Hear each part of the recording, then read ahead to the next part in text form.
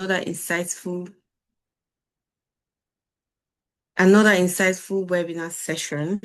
For today, we'll be taking AI governance for cybersecurity professionals. We cover the skills, roles, and career opportunities, right? We all know that AI is a buzzword now. I don't think a day goes by without each and every one of us here using AI. I don't know for others, but there's no day I don't use AI. It's like that personal assistant that I didn't know that I needed, right?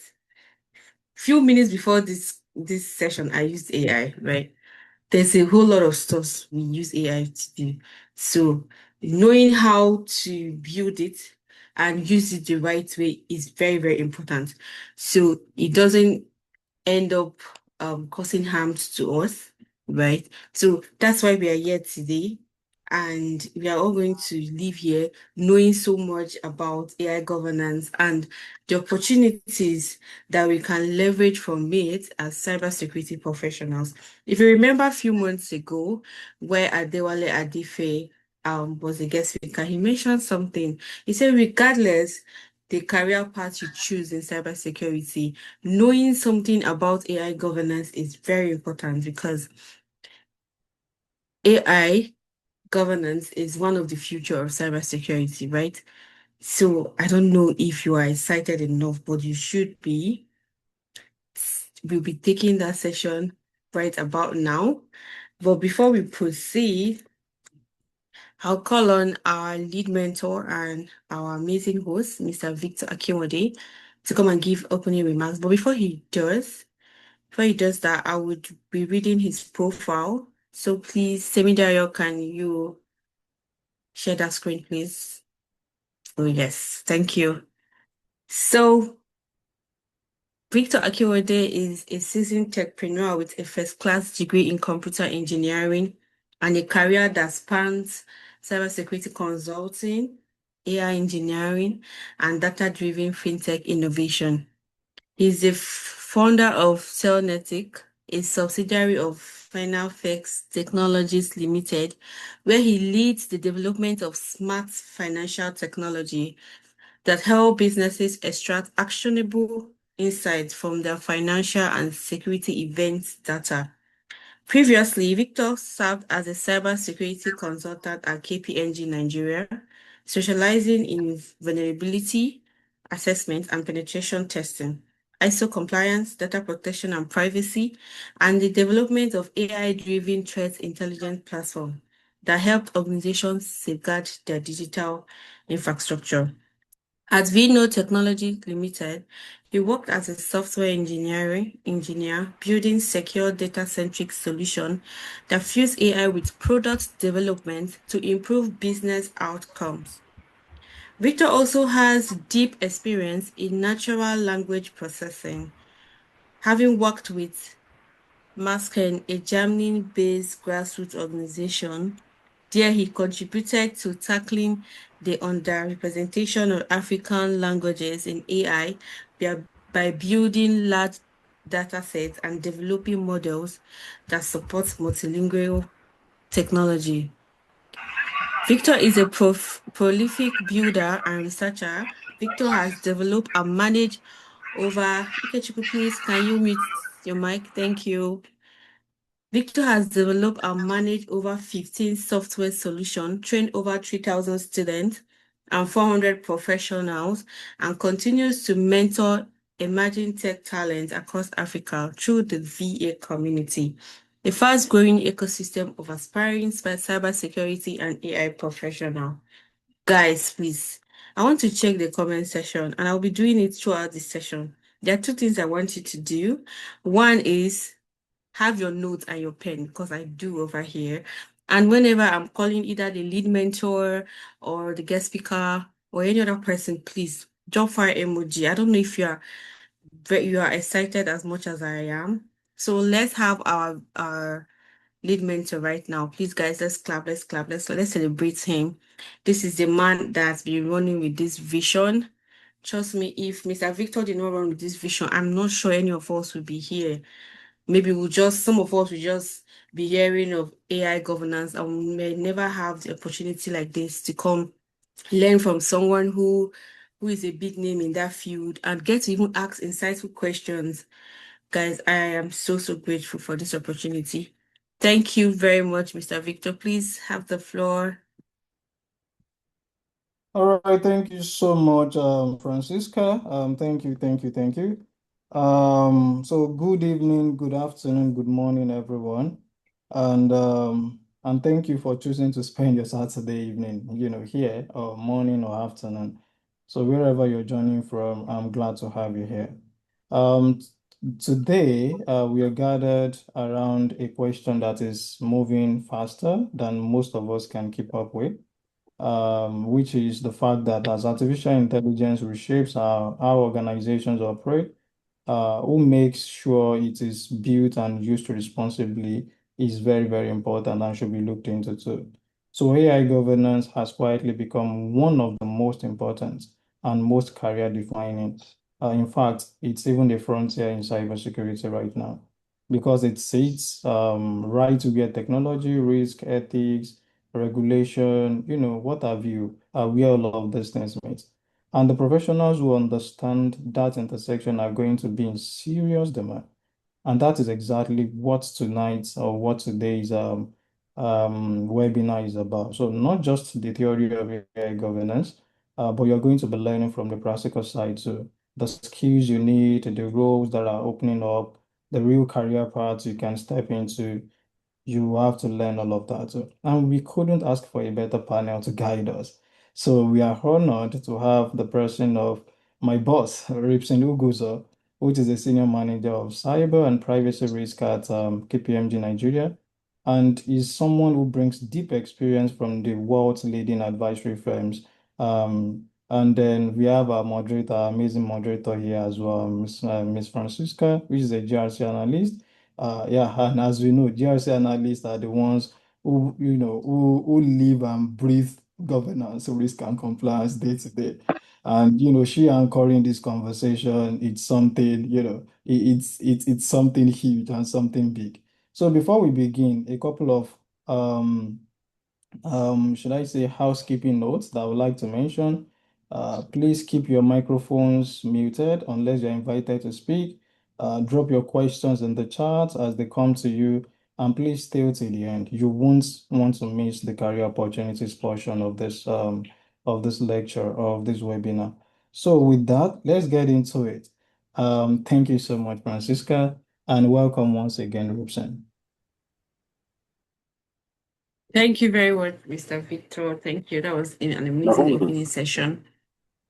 Okay, so before I call our guest speaker, guys, are you ready? Let me read. I'll read out his profile. So please, Temidayo, can I have that on the screen?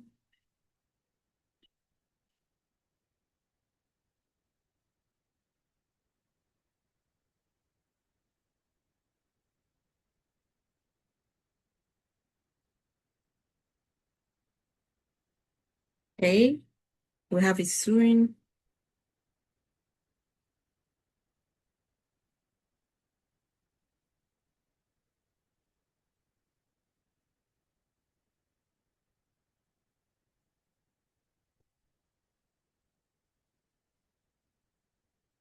Okay, so he'll be sharing that soon, but let me start reading from here because we don't have much time on the side. Okay, the guest is coming up.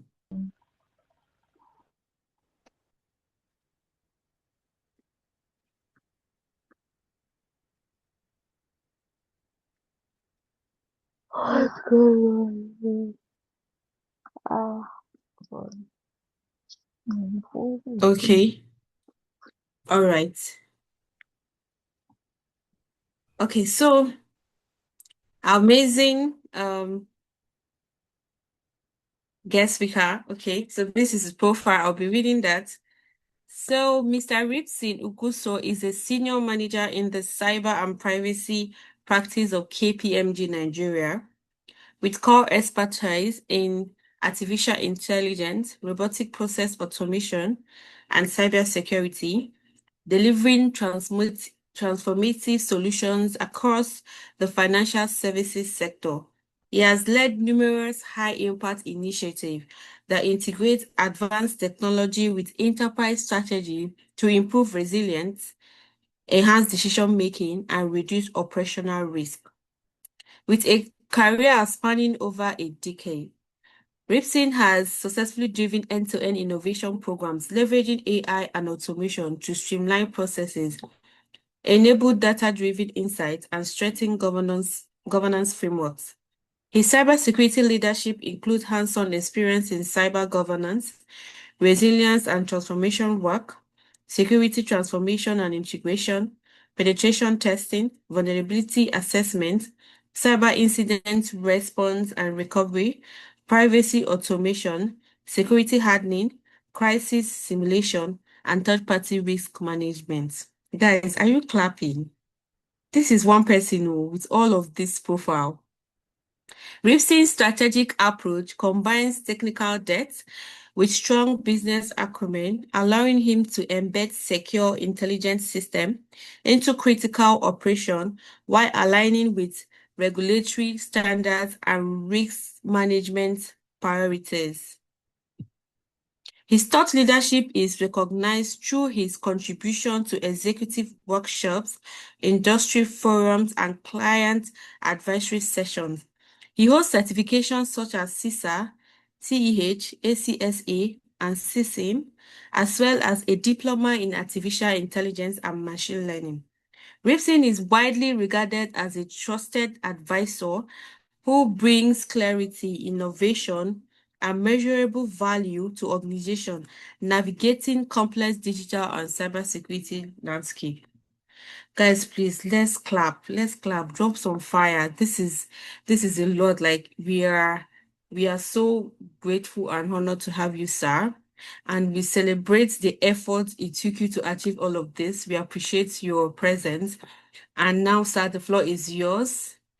We are ready for everything you want to give us. Guys, are you ready? Because me, I'm ready. I've picked up my notebook and my pen. Drop some fire. Clap, clap, clap. I can see Adeshami. I can see Emmanuel. Thank you, guys. Well done. So, Mr. Rypson, the floor is yours. Let me share my screen. All right. Thank you very much, Fransica. So we'll start with a bit of context to talk about the length and breadth or the blast radius that AI or the impact that AI has caused across the industry. So you have maybe we'll start with the table of content, and then we'll move to the context setting. Yeah, so table of content, we're going to talk about what is AI governance, talk about opportunities and the threat landscape. We have a couple to learn from that. So there's a lot of evolution happening in the space. And then we'll talk about the skills needed, roles and career path. So let's start with the context. The next slide, the context. So globally, from a global perspective, and this is just beyond just the FSI space. What I mean by FSI, I mean the financial service space. Beyond that, there has been a huge adoption of AI from medicine to infrastructure development to structural engineering. AI is becoming a vertical like electricity that is impacting every other vertical, right? And that is why it's important as young professionals that we begin to deepen our skills in AI. Just like some years back, people had to learn how to use computers. Then became the shift that also moved to mobile, right? So AI is becoming a very core skill that is needed for us to grow. If you see financial service industry, so this is part of the places where you may be looking for jobs, looking for opportunities. You see that there's a massive growth in the adoption of generative AI.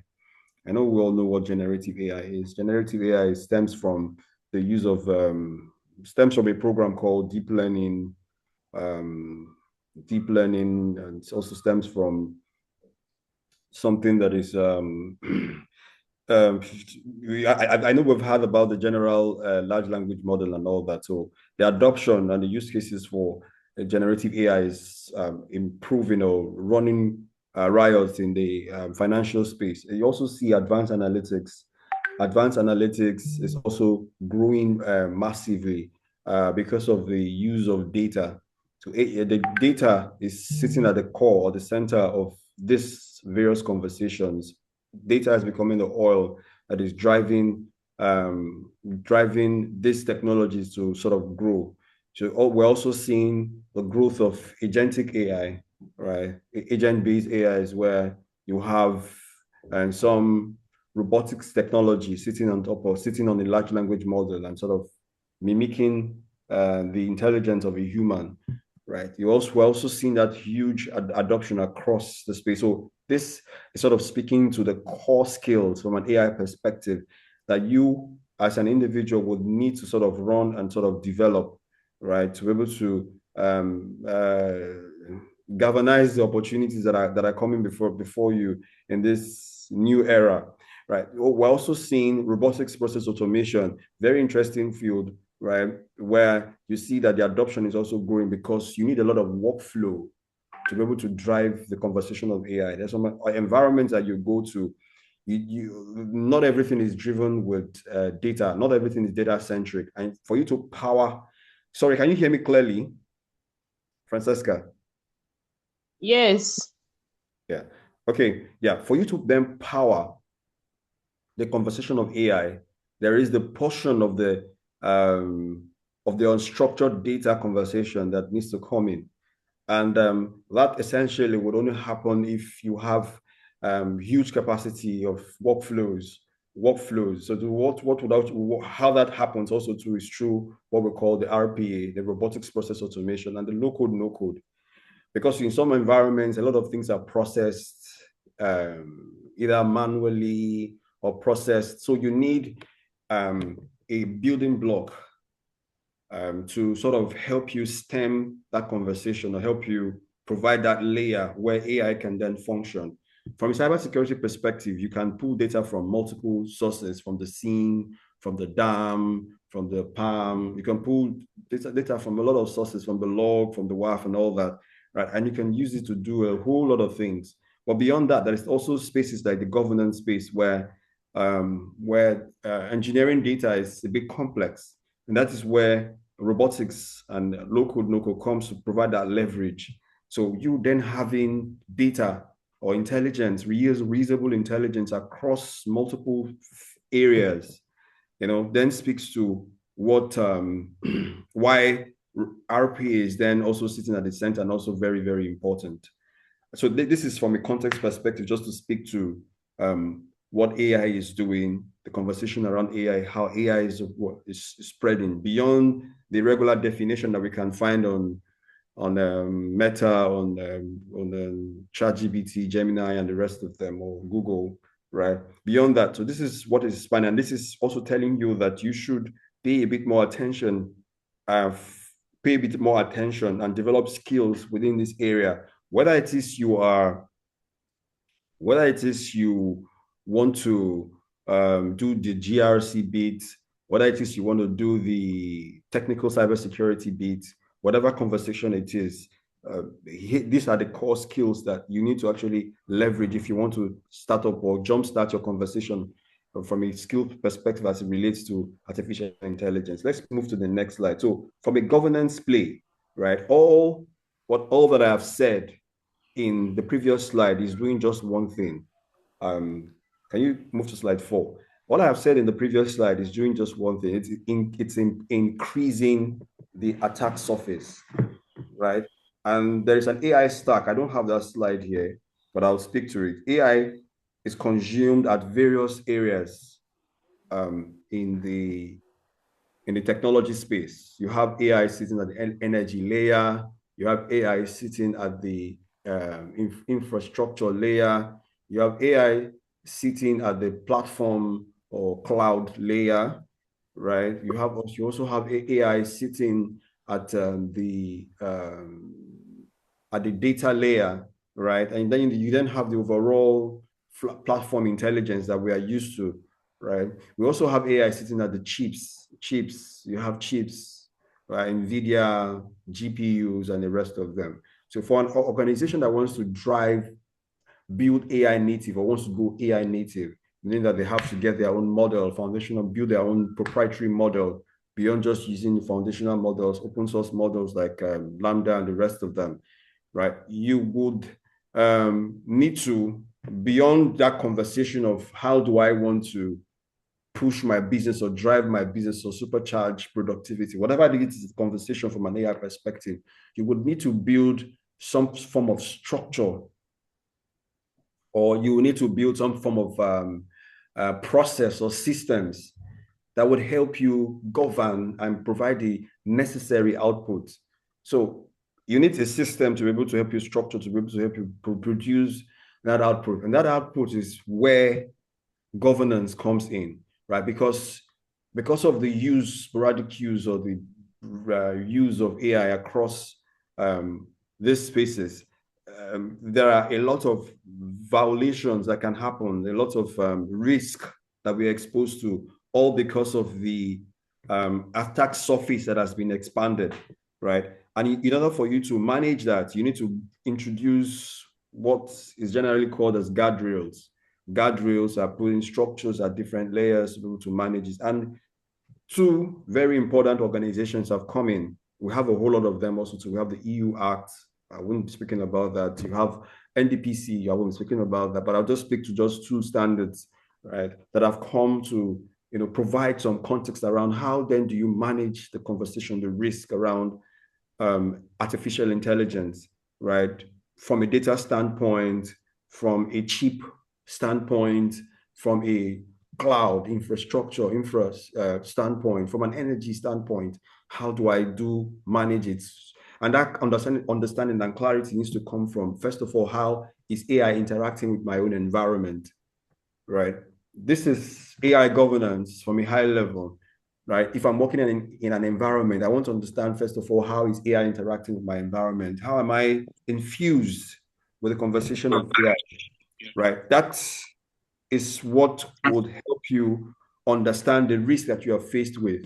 First of all, do I have vendors, supply chain risk? Do I have vendors that are adopting AI? And how is that impacting me, right? Do I have employees who are adopting some form of AI, either from their phone or from their laptop? And what kind of risk does that pose to me, right? These are the very, very minute situations. Do I have a technology delivery team, developers who are, calling up libraries that are also leveraging one form of AI or the other? Those libraries, what are the risks exposed to those libraries? These are the conversations that would expose the organization to some form of risk. And for us to deliver the right outcome from an organization standpoint, we need to put, like I've said, structures, systems in place, guardrails that would help us build. And that's the whole conversation around AI governance. And what would help us do that very quickly is NIST, right? There's an AI NIST risk management framework that has 4 strategic pillars, right?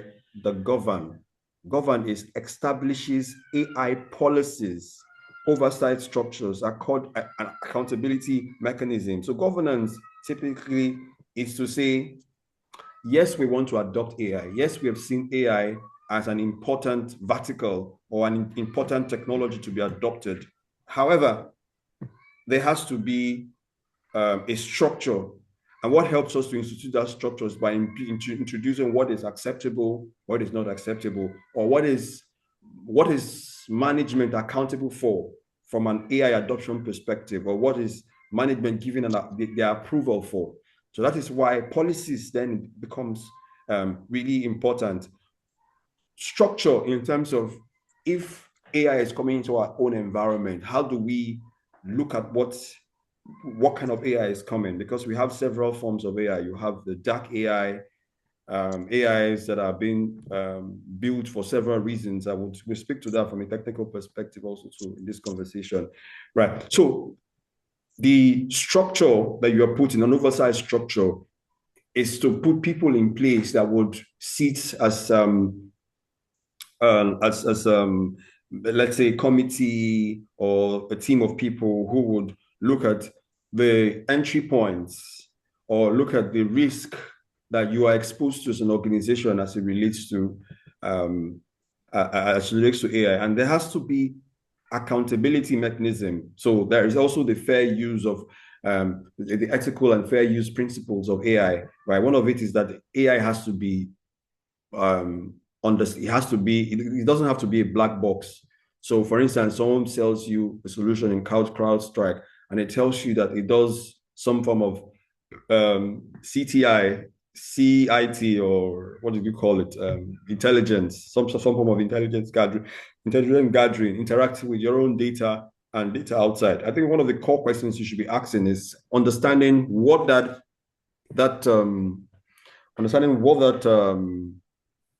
what algorithm powers that, right? Understanding what algorithm powers that. And that sort of then speaks to the next point, right? The mapping. So you understand you have to, first of all, also from a governance perspective or from a mapping perspective, have clarity as to the AI systems that you have across the multiple stacks that I've spoken to. For instance, if your organization has a GPU, right? If the organization has a GPU, right, there has to be an inventory. Or if your organization is using a cloud infrastructure and that cloud infrastructure is acquiring some form of GPU or the other, all those conversations has to be placed in context. What I mean is that there has to be an inventory of AI systems, whether it is the human systems, that's the human users who are interacting with AI, or the agents or the robots or the service accounts. There has to be an overall inventory first. That's the first conversation of all AI systems or AI solutions within the organization. That's mapping would help you to provide clarity and context, right? So say this AI is embedded, it's a blended AI, right? Blended AI, it's a bring your own AI, right? So, and then you are putting a context. The context is to say, we acquired this through a vendor, it's off the shelf, we bought this solution, and the solution is being used by, it's been acquired from XYZ, and XYZ is using this model to train data. That context has to be clear.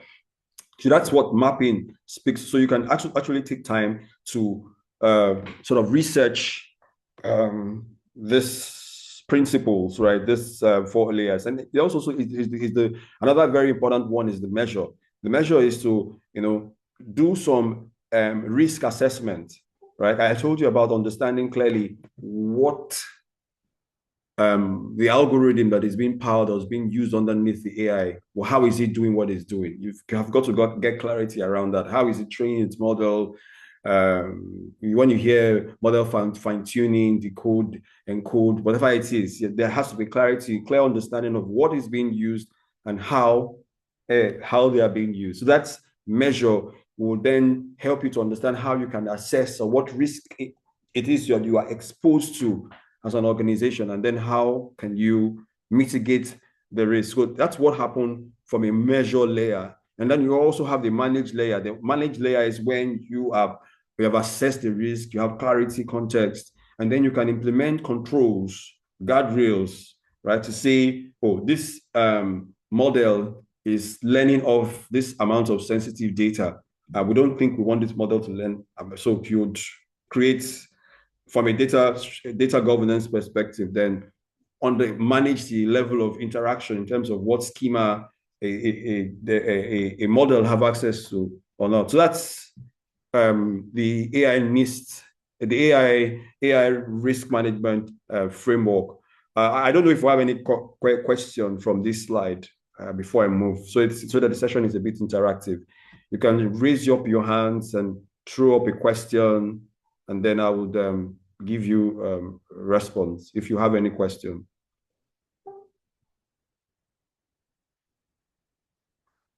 Okay, I'll move over to the next slide. So the next slide speaks to the ISO standards. right? There's a specific standard at ISO. You also have the 4,000 serials, right? ISO that speaks to, beyond just this also too, that speaks to how AI can be managed or governed. So you have the plan, do, check, and act. The first is, like we said, it all starts with understanding context. AI all sits with context. You need to understand the context of your organization, how the AI is being applied to your own organization. And then the act or the do is where you then start to design and develop policies, controls that would help to, based on the context of what you've understood, you are building something, a policy or a guardrail that would help you provide some level of structure or system. So what the policy does is it situates like accountability with leadership, provides some systems, because you don't want everybody just adopting all forms of AI or the other. So Fransica, you can also help me read out the question and ask the question. I don't know. You have some people dropping questions on the chat on the chat. You can ask questions. You can ask the question, read out the question, right? So that I can respond to them. Right. So then we also have the check. The check is where you test based on the policies that you have put in place. The leadership approves how you want to adopt or use AI, right? And then you have to have a system that sort of runs regular check to see that the AIs are performing the way they should, right? And then you also have the act. The act is sort of a process that sort of introduces improvement based on what the check has sort of done. I don't know if you can read out the questions, if I can take one or two of them before I go to another different side of this conversation. Okay, thank you very much, sir. The questions. Let me quickly go to the questions. Okay, it says, is there a body in Nigeria that controls what one is able to use AI for, or laws that guides the application of AI to everyday activity? Coming from Mr. Gabriel.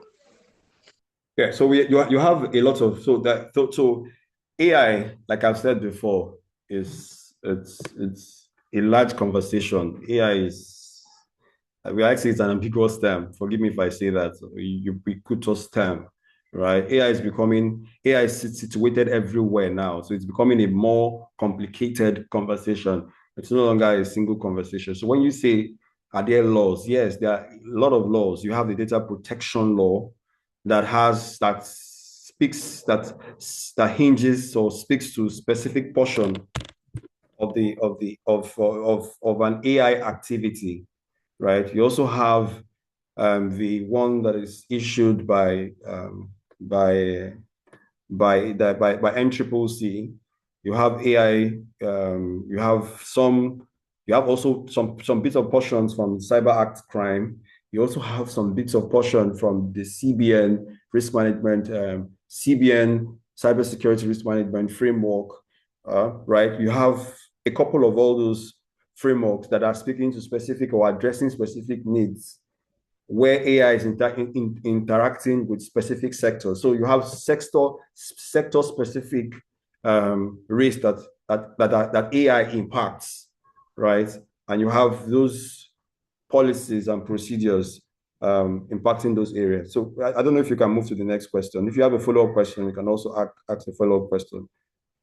Okay, so Mr. Manuel says, is agentic AI about building AI agents, and can individuals do that?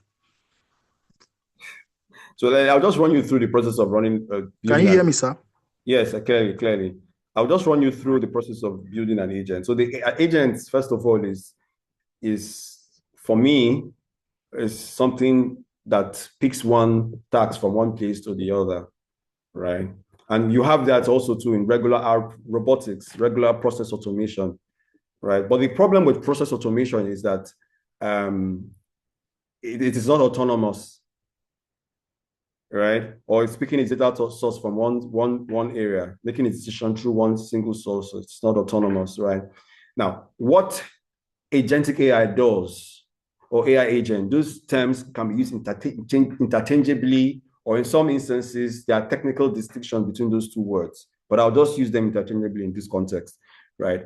What makes AI agent unique is that I can go to Hugging Face and I'll get a model, right? For instance, in this case, cybersecurity model. So I can get a pre-trained model for something, or a general cybersecurity model for something on Hugging Face. And I would come. Then I would come and then refine that model. I'll come refine that model using my policies, using the data around what I want it to do. For instance, I wanted to do a pen test, right? So if I have my pen test reports or my pen test interaction using my pen test interactions from sites like Hack the Box, Try Hack Me. So I can have several boxes on Hack the Box, maybe about 200 boxes. I have notes from those 200 boxes, easy, hard, difficult. Try Hack Me, same thing, I have notes from them. Notes to speak to those technologies and how I gain access to those technologies. If I have internal reports for my organization, I mix them together and I use them to fine-tune the model. Then I set up an MCP based on what I want to do. I'm able to then use that model, build a process on top of it, a process or a bot on top of it to interact with Kali gaining understanding from the MCP. So some of these terminologies I'm rehash them or research them, right? And then the bot is able to function or do those things. So this knowledge is available of the internet. It's not a complicated thing. You have a lot of teams in Nigeria now building agents to do several things. So that's how the Methods AI came about, where you hear Methods is able to come off a box or expose or run a scan. So I have a system that I developed internally also to, if you give it an IP address and tell it to run an MAP scan, it does that, right? It starts to look for vulnerabilities. It could go to Bob suit, right? It could go to Bob suit because it is able to do what a regular robot can do. And it has an LLM at its base. So that autonomous, it doesn't really need, you just need an instruction or you to give it a KPI or give it a direction. It doesn't need you to, he has the knowledge, right, to do what he wants to do. So that's the autonomous agent. That's the autonomous conversation, right, that helps to drive that. I don't know if I answered your question. You can also drop a follow-up question. So you have this understanding. You could go to YouTube. You have a lot of so you can actually build it yourself. It's not anything complicated or anything difficult, right? Just to say to that. So which other question also to so I can move over to the next slide. Do we have another question? Okay, none for now, sir. We can move on. So they can ask follow-up questions. So I'll just go to the next slide that speaks to dark AI, right? So these are one of the things that we're also seeing how AI could be used in adversarial attacks, right? I told you about an AI agent that could do penetration testing, right? Now, you can also build an AI agent that does specific function exploiting certain vulnerabilities where it relates to certain either a malware or firmware, whatever it is that you want to do, right? And that's what we are seeing how threat actors are adopting AI, because you can go to any platform on, say, on Hugging Face, and you see 3 benchmark model, that 30 billion parameter, 13 billion, 70 billion parameter model. You're pulling up these models and are using those models to do specific things. So the knowledge is out there. As an AI engineer or an AI or an ML engineer, you could just go off these platforms, pick up all those benchmark models, and then you're fine-tuning them based on the tasks that you want to use them to.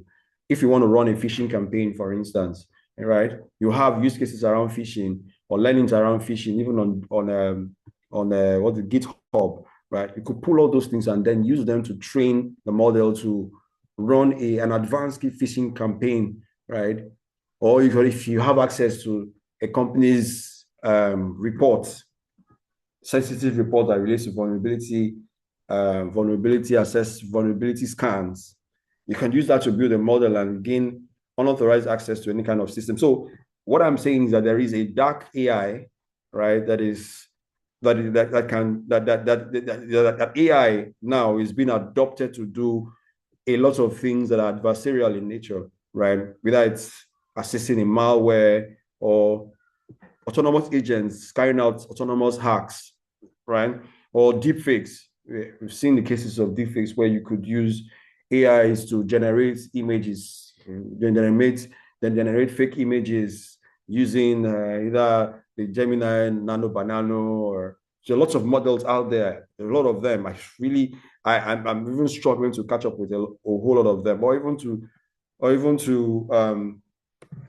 so these are some of the concerns that we are seeing now over the space where AI could produce. So these are some of the threats, and where you come in as young professionals is to start to develop the AI engineering skills for cybersecurity. In cybersecurity, there's an opportunity where you as a developer can come, understand the overall, have a base knowledge of cybersecurity, either from a SOC perspective, either from an app security, a cloud security perspective. And then you use that base knowledge plus your developer knowledge, you're using that to start to build domain-specific LLMs that would address specific problems within your space, right? Because the adversarials are also doing the same thing. They are building subdomain models that would address specific or exploit specific vulnerabilities within the cybersecurity space. So one of the ways you can also advance yourself as a AI professional is to adopt this. Is to adopt this. So let's move to the next slide. I don't know if you have a question. You can also drop your question. So the last slide, right, also speaks to some of the kinds of threats that is happening. Like I've said, that the AI stack starts from energy down to chips and compute, right? And then also goes up to platforms, infrastructure and cloud. And you also have platforms. So I think the regular ones that we're used to is the platforms where we all are interacting with a platform called either a GPT or a Claude and the rest of them. But those platforms have backends that is running on them. And some of those backends are exposed to several risks, either from a supply chain perspective. They're calling up libraries. Those libraries are subject to different forms of risk and threats, right? Some of those processes also are sitting of large forms of data. Those data could be biased, could be poisoned, right? So here are some of the core concerns that you should be aware as young professionals, where that you should know that AI isn't really very safe as you think it is, right? You have also the misinformation concern. You have the prompt injection, which is a very popular one, right? You're sitting on a large model, a large language model that is exposed to you either by an organization, and you want to know the system's admin's username and password, right? If you go directly and say, what is the username of your admin, it probably wouldn't answer you. But if you insert that question in between a large text, maybe a text of 1,000, embed it into that text of 1,000, it could read while trying to solve other problems. It comes within that line of sentence. It could get a bit confused and then provides you with the username or the username and password. So that's what prompt injection is, trying to bypass guardrails and restrictions based off your interactions with the model. Then you also have sensitive information disclosure. You can also, that can also, because you have models are being trained off data, generally, right? So as you are imputing things that relate to your personal life, your organization, they are going somewhere. And that overall is sort of going to impact a lot of them. And I've spoken also too about supply chain risk, because when you are leveraging models, you're leveraging libraries, plugins, and the rest of them. And those things are introducing their own what I call secondary risk. Right. Another also form is excessive agency. While I'm a frontline runner, or someone who believes very much in agents, right? Excessive agents is also a concern, where you give too much autonomy or too much power to an agent to start up a task and end the task without a human in the loop. The conversation around you having a human in the loop also too is really very, very, very, very important, right? So beyond that, also, to what are the opportunities for you as a cybersecurity professional? And it's really very, very clear. It's really very, very clear. An area where you can re-engineer. I've spoken about an area where you can re-engineer solutions that address a specific risk where an adversary is trying to exploit. You're building a specific product that addresses a specific problem in GRC, addressing a specific problem in cloud security domain, address a specific problem, nav security. You can have that. I'll give you an instance in GRC, for instance. In GRC, you always want to get reports, SOC reports of, say, what's the average mean time to detect, what's the average mean time to respond, what's the average mean time to close, some tickets that have been raised, right? And you have to sort of sometimes run to the SOC team to give you that data, right? But you could, within your own system, build a small model that interacts with SOC data. It's interacting with those SOC data. This is, I'm saying, are not impossible. There are things that have been implemented. I've seen them hands-on, been involved in led projects, won conversations. So these things are really things that are happening now in this space, right? So you can sit from the GRC bit and you're interacting with the LLM. The LLM is giving you data across those areas, and you could use that to curate your policy, or curate your reports that is going upwards to management, right? You could also build tools that would help you improve context-specific policies. So you have policies around build your own device, policies around AI use cases, but the context that it relates to the organization. If you have an LLM that interacts a bit more with your own organization, you can build something, right, using the same process that I've spoken about, that allows you to refine or remodel your policy that would fit the context that suits your own policy. So most times we build policies to be replica of other organizations, right? But the data and the risk, the exposures that you have within your organization makes your own organization slightly different or nuanced. And how do you provide a policy that follows the nuanced approach? Is by you having a model that understands and has context, clear understanding around your processes. You could use that to build something. So that's another side of another side of it, where you could also build your career. Another one also too is also to the risk assessment bit, where you're understanding from an AI stack perspective, you understand where risk is coming from and how AI is interacting with your overall organization's infrastructure. And you're able to interact with the risk and evaluate the risk across this area, and then provide some form of risk assessment. You provide some form of risk assessment template that would address the various AI threats that organizations are exposed to. So that's another area, right? You can call the first one cybersecurity AI engineer. Second one, you can call the second person an AI risk officer. Right? So you could also see, you could also sit in the second line of defense, where you're pursuing compliance from an NDPC, NDPA perspective, where you are looking at the risk of exposing personal data, in breaching privacy risk, right? There's also a bit where you can also be a CISO that is specialized in artificial intelligence. So there are several evolutions or how you can actually build your career path. What's most important is that AI is here to stay. AI has been adopted across various industries. And the earlier you start to, redesign your career to align with artificial intelligence, the better for you. There are a couple of certifications in the market. You have the AIGP, you have the you have the CDPCE, you have the CZIM, you have a lot of AI courses. You have free courses on NIST, AI risk management framework. You have the ISO free courses, right? You have also MIT courses across various platforms, free platforms that you could also use to jumpstart AI risk conversation, right? So that's me. I don't know. So now I'm open to questions, questions, and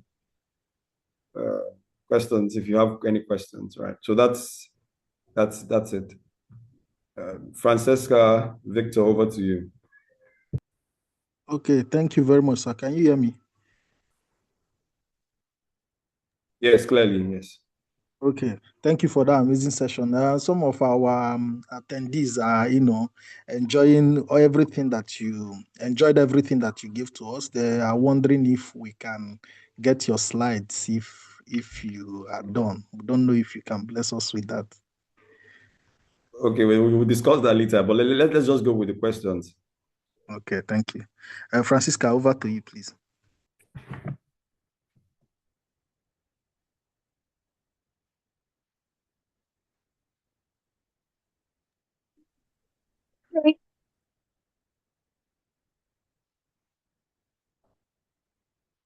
Okay.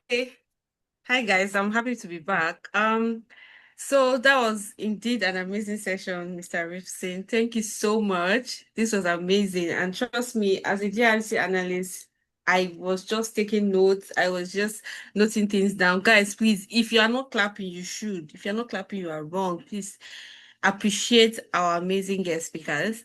Our amazing guest speaker, please.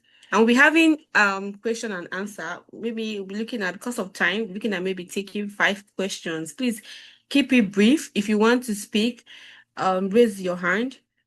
If you want to ask questions, you don't want to come up, you can drop your question on the chat. All right. Even me myself, I have question, Mr. Rypson. Okay, so also please can you check if anyone is raising up their hands, please? So you give them access to speak. Please, guys, keep it brief so other people can have opportunity to ask questions.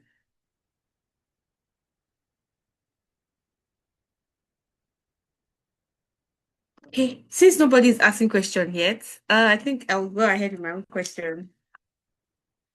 Okay, so Mr. Rypson, when you were presenting, you said something, you mentioned some standards that could be used to manage the risks around AI. I know you mentioned this, all right? So how about ISO 42001? Where does it come in? Because I'm sure that's the one most of us here are familiar with. Where does it come in? Because I was looking forward to you mentioning it, because I feel like, okay, that's the most popular one we are used to. We're hearing this today. It's cool. And when you were presenting and you walked through the structure, I mean the govern, map, measure, and manage, I could really relate with it. But I want to know, okay, where does ISO 42001 come in all of this? Also, I think you need to unmute his mic so that he can speak. Oh, his mic is on. His mic is on. Hi. Okay, Maybe yeah, sorry. Can you hear me clearly? Yes, I hear you clearly. Okay, so the ISO always takes a cluster approach. So you have a lot of clauses. You have the clause usually from clause 4 down to clause 10, where you would be able to implement certain annexures or controls, right? So yes, like I also mentioned the 4000 series, right? So the 4000 series is all packed with artificial intelligence adopting that. So I think your question is stop saying how, your question specifically is speaking to what is specifically, is it how to implement it or how relevant is it? Okay, let's say I want to implement AI governance in an organization. When do I use NIST and when do I use ISO 42001? Okay, so the ISO and the NIST, so typically, they are all leading practices, right? So I would always recommend you to have a blend of the two of them, right? ISO specifically is because you want to create management systems. You want to create systems that would help you, and that's our way of talking about it. You want to create a structure that helps you provide a defined outcome, right? So you're implementing a management system. The management system is also to help organizations know that you're processing data, you're using AI in your organization, and you also have systems, safe systems in place to be able to manage AI risk, right? So that is what the ISO does for you, and the NIST is a leading practices to just to give organizations high level or not a context approach, not a nuanced approach, but something that is high level, generic, that gives you an idea of how to govern the AI risk, right? So if you take a mixture of the two of them, and you can be able to sort of build something that is that really is specific to your organization. But from an ISO perspective, it still follows the same pattern where you have the six relevant clauses from 4 that speaks to context, 6 sort of speaks to planning, infusing risk assessment, risk treatment into the overall AI conversation, right? That's from a clause 6 perspective, if I'm correct.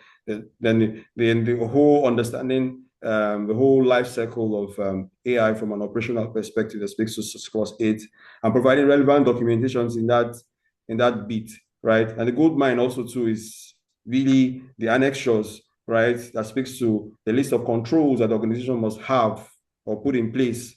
For instance, the policies around AI, the AI lifecycle, systems lifecycle, data for AI and all that, policies that you should have in place, third-party supply chain policies, systems management, specific playbooks that speaks to AI. So that is from an ISO perspective, right? So maybe ISO specifically would help you implement systems, policies, procedures, management systems that would help you manage the overall outcome of AI, right?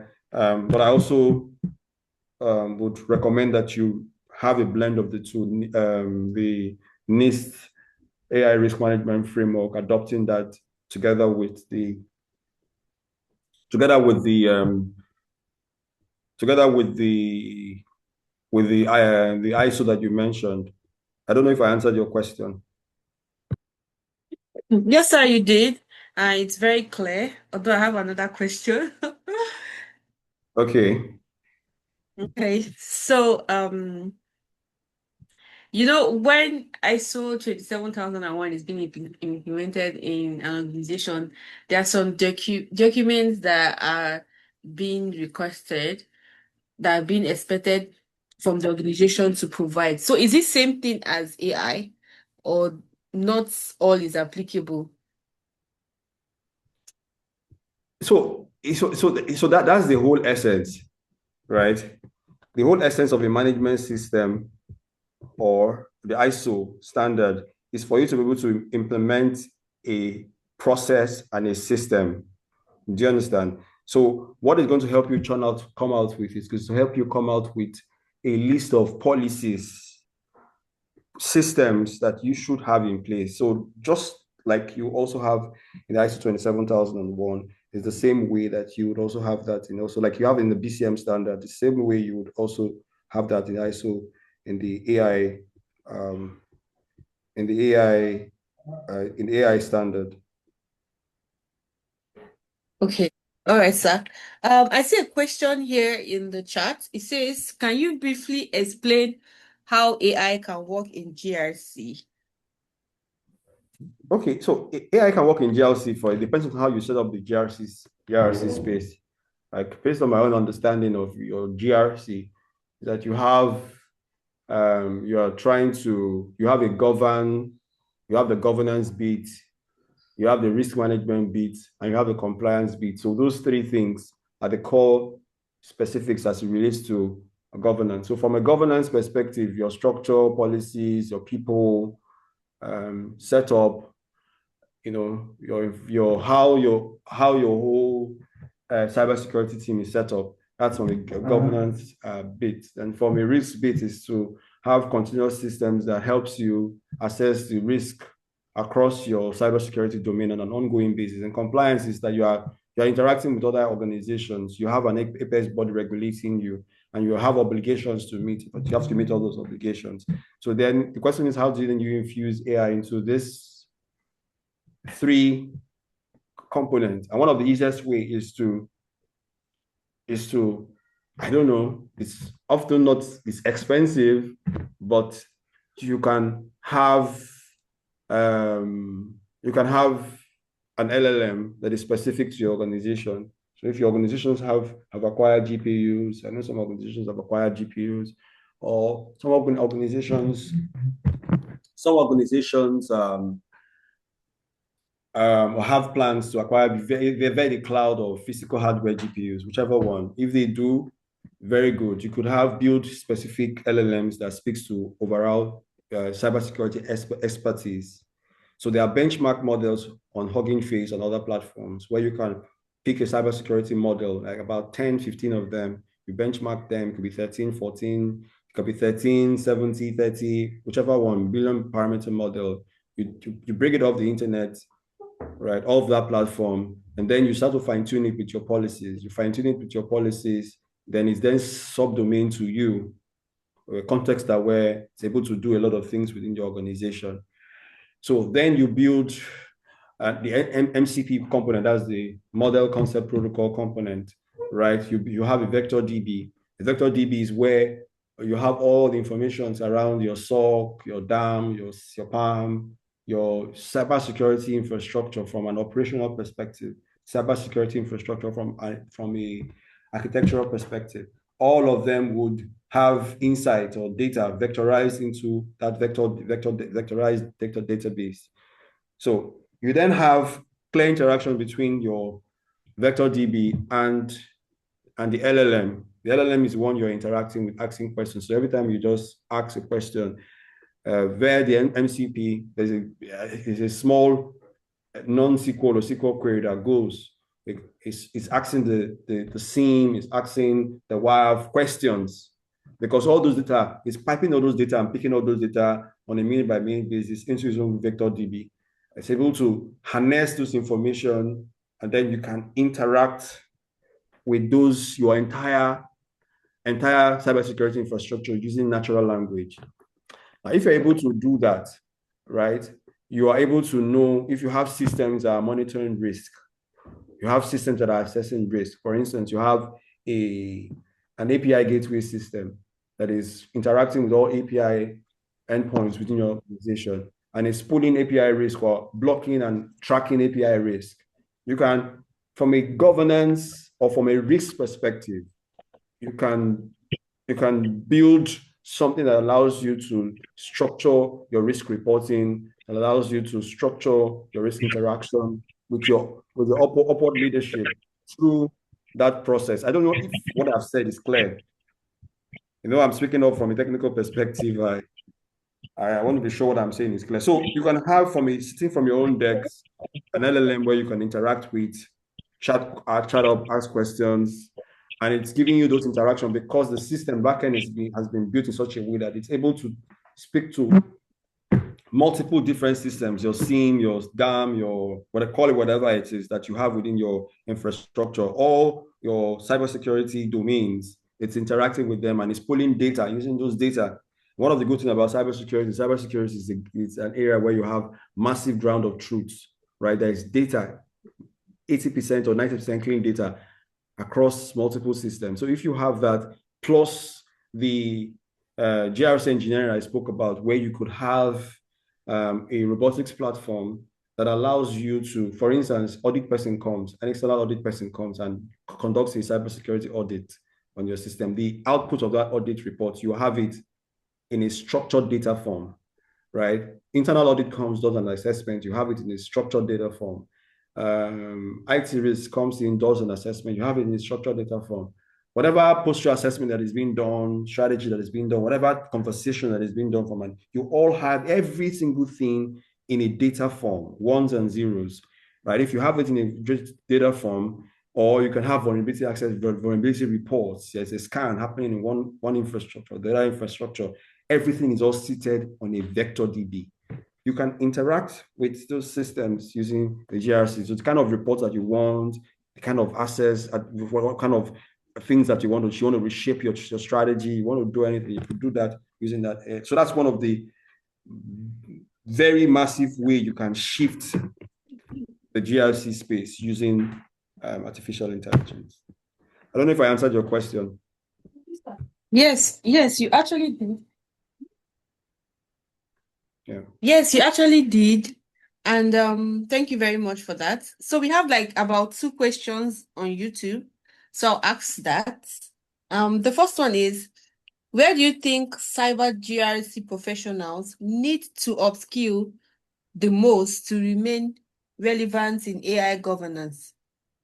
Because from what you have been saying all this while, trust me, AI governance seems like a whole lot. Like, imagine already practicing, maybe I'm already a GRC analyst, for example, and I want to integrate AI. It seems a lot. So this, if you could explain further, is there a place we need to focus more on, or maybe a niche? Because it seems even in the AI governance, there's actually another niche. So please, if you explain that, we really appreciate. So there is also, you can research AI, GRC engineering. There's a GRC engineering we should have spoken to, where you could use platform engineering to re-engineer your GRC processes, right? The way GRC is set up, you can have platforms, workflows that are set up to help you pull structured data from your GRC data points, right? That's GRC engineering. So you could research that. It's a good area for you to. So you could use Jira, you could use Microsoft Power Platforms, you could use AWS platforms like Bedrock and the rest of them also to get started around that area. That's one component. Another component also too is this whole conversation we've spoken about. So there, AI comes into organizations via multiple entry points, right? There are different kind of AI risk, a whole lot of them, you know. And another area where a GRC person can specialize in is in the risk assessment, which we have a lot of massive gap. For instance, the organization is acquiring a GPU, for instance, right? What are the risks around you acquiring a GPU from a risk perspective? What are the risk conversation in acquiring a GPU? You want to be on top of that, right? There are several risks. If you Google that risk, how then do you assess it and be sure that your organization is adopting that ambition safely, right? That's an area of specialization. API is interacting with a lot of connecting with a lot of endpoints and all that. And at the center is also data, right? And API systems also to maybe also to be interacting with some models and the rest of them. And that's also producing its own form of risk. So what I am saying is that if you look at the entry points of AI into your own environment and look at data, right, you could have a clear inventory of the various kind of risks that you are exposed to and your ability to identify what can go wrong from this area, right? And also we also understand that the threat, what we believe to be a threat model before, or what we even call the cyber kill chain, all those methodologies are beginning to shift and change because of the introduction of AI. what you call a threat model now is different from what we called a threat model for a certain form of risk 2-3 years ago. It's all changing, right? So threat modeling now, your approach to threat modeling now is sort of changing. It has to be approached with AI in mind, right? So that's so you could be a risk person that looks at AI from a risk management perspective, from a privacy perspective, and you're looking at what regulation is speaking to, and you are building guardrails and building understanding what can go wrong from those perspectives. Even from an incident management perspective, also too, it's another portion, right? There are adversarial attacks that are happening every day using AI, and how do you build an AI system that would help help an organization come back very quickly when there is an incident. You have your playbooks, for instance. You have your playbooks. You have playbooks, ransomware playbooks. You have DDoS playbooks. You have phishing email playbooks. You have various kind of playbooks everywhere. How do you automate these playbooks in such a way that when an incident happens, there's an LLM that is prompting someone and telling you the next thing to do based on the playbooks? You could have an intelligent playbook system that is interacting and telling the team what to do, advising them on what to do, and telling them, "Oh, have you done this? Have you shot this? I think you should do this. I think you should do this." And what I would do is help them to reduce the blast radius, help them contain the blast radius, advise them, because during an incident, there's always a lot of confusion. So I think I've said a lot around what you can do. You could research more, right? You could also chat me, follow me on LinkedIn and ask me personal questions on LinkedIn. Can I also address it specifically? Oh yes, yeah, that's very, very true. I will share his LinkedIn profile very soon, guys. Just keep checking the chat. I'll drop that. We have a second question. So this one is, he said, I guess NIST AI, I think he meant NIST standard, is more technical than ISO 2001.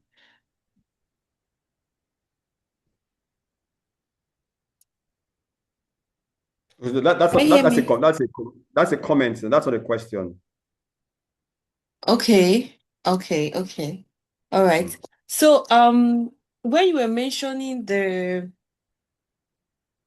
career opportunities, like for myself, I am looking towards someone being that person that would help organization implement AI governance. So just like we have ISO 27001 implementer and auditors, so that could be career paths around AI governance, right? Yeah. So from a compliance bit, right? You can also support within that area from a compliance bit, right? So that's a good career path, right? So that has its own, and it's also something that a lot of organizations are struggling with. So that will also come in handy. So All right, thank you. I suggested also too. Thank you very, very much. Guys, please let's appreciate Mr. Rypson for the last time. Let's clap for him. This was so amazing. Like my notes is full. Like I'll go back now and at least I have clarity. My research will continue from here, but I've gained a lot of insight and clarity. Thank you very much, Mr. Rypson. God bless you, honestly. I don't know. I don't think anyone has more question. So I'll call on our community manager, Mr. Ostis, in case he has anything to share before our lead mentor and host, Mr. Victor Akinode, comes up for closing remarks. So Ostis, over to you. Okay. Yeah, good evening, Francisca. Thank you for the amazing moderating work that you're doing. And to our wonderful guest speaker, we sincerely appreciate your time. Can you hear me? Please confirm if you can hear me. We can hear you.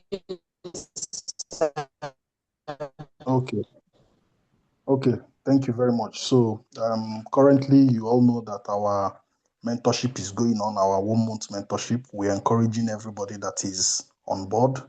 I'm sure that you get committed as you are. We are seeing what you're doing, and we sincerely appreciate you.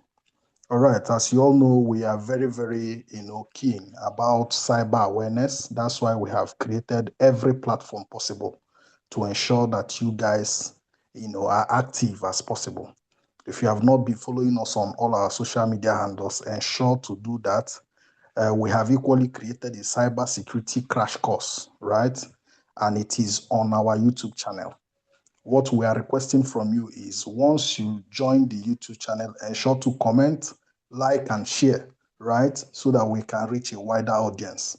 We are ensuring that Africa gets very, very cyber aware, right? And, we are taking cybersecurity to the next level. So, Ura, if you can hear me, you can drop the links. You can drop the links now.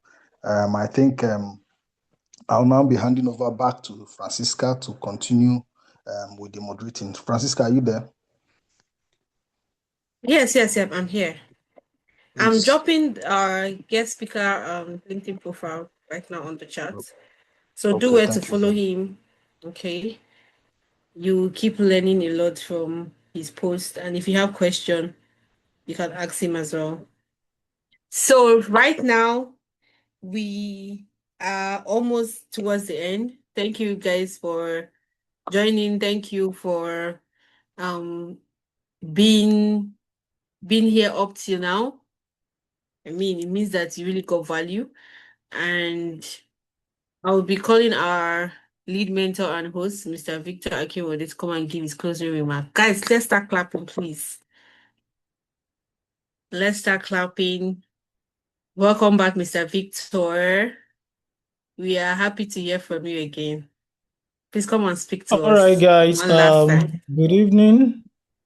How are you guys doing? So please let's celebrate the person of Mr. Rypson Ugwuzor. He has been my boss since way back. So thank you so much. Your speech today was very, very insightful. A lot of questions, a lot of answers. I so much appreciate all of them. So thank you so much, sir. God bless you. So for everyone who has been a part of this as well, I believe that in one way or the other, you've learned something. You've picked one or two things, and that's amazing. So I want you to celebrate yourself as well. So please let's celebrate our moderator too. And let's celebrate the entire team behind this. So they've done an amazing work in putting this together. So thank you so much. Please, I want to encourage you that what you've learned, don't just let it end there. Go ahead, proceed to leverage them, use them. Okay, use them to your growth, use them to your advantage. All right. Practice some of the things that have been mentioned because that is when you get to see the results in your life. Or if you're not practicing, then it's very, very hard to see the result. So that's all I can say for now. So thank you so much for coming and for joining this. So I don't know if Francisca still has anything to add. Thank you so much, guys. Okay, guys. Yeah, I have something to add. So, second week of June, we'll be having another webinar. And guys, oh my God, you don't even you are not ready for what's coming. Okay, so anticipate it. Ensure that every day you check our social media platform. If you're not following us, please do that. The links are on the comment section and anticipate. Attend. Guys, the purpose of all these webinars is for you to learn from people who are where you wish to be. All right. Get this knowledge, apply it. And in 2-3 years' time, you will see that you are there and even beyond, right? So don't joke with any of this information you are getting. And don't just put them down in your notebook and just let it slide like that. No, apply it. Application. If you get knowledge and you don't apply it, it's a waste, right? Apply it. Make yourself better with it, right? So guys, see you on the next one. All right. So that's all. Goodbye, everyone. Bye. And please clap for yourself for the last time. Clap for yourself. Clap for yourself. You guys are all amazing. And see you on the 13th of June.